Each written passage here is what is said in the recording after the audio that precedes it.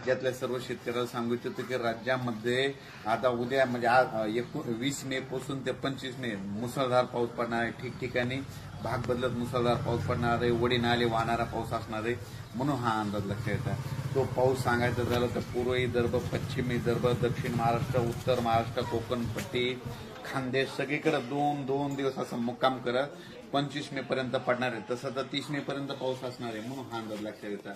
पण राज्यातल्या सर्व शेतकऱ्याला सांगितलं तुम्ही काय करा, ह्यामध्ये 30 मे पर्यंत जशी वेळ येईल तसे कामे करून घ्या, कारण की राज्यात खूप मोठा पाऊस असणार आहे। वडे नाले वाहतील असा पाऊस पडणार आहे। जनावरांच्या पाण्याचा प्रश्न मिटणार आहे। सगळ्यात जास्त पाऊस मुंबईकरांना एक विनंती आहे, तुम्ही काय करा 20 मे ते 25 मे जरा सतर्क करा। तुमच्याकडे अतिमुसळधार अतिवृष्टी होणार आहे म्हणून हा अंदाज लक्षात येता। पुण्यावाल्यानं देखील हा अंदाज लक्षात घ्यायचा। तसेच कोल्हापूरवाल्यानं, सातारावाल्यानं, कोकणपट्टीवाल्यानं देखील हा अंदाज लक्षात घ्यायचा, कारण की कोकणपट्टी, पुणे, नाशिक, मुंबई, उत्तर महाराष्ट्र खूप मुसळधार पाऊस पडणार आहे, अतिमुसळधार राहणार आहे म्हणून हा अंदाज लक्षात।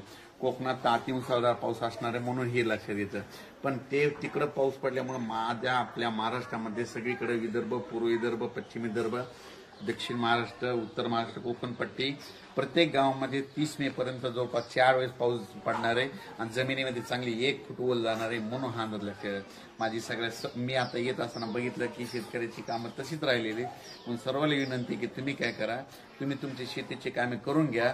पावसाचं काम करतो आपण, आपलं काम करायचं, आपण आपलं करायचं, कारण की त्याच्यानंतर परत याच्या पाठीमागून परत मान्सून येणार आहे आणि ओल खूप असल्यामुळे लगेच पेरणी केल्याच्या नंतर या वर्षी खूप चांगलं वातावरण राहणार आहे म्हणून हा अंदाज लक्षात.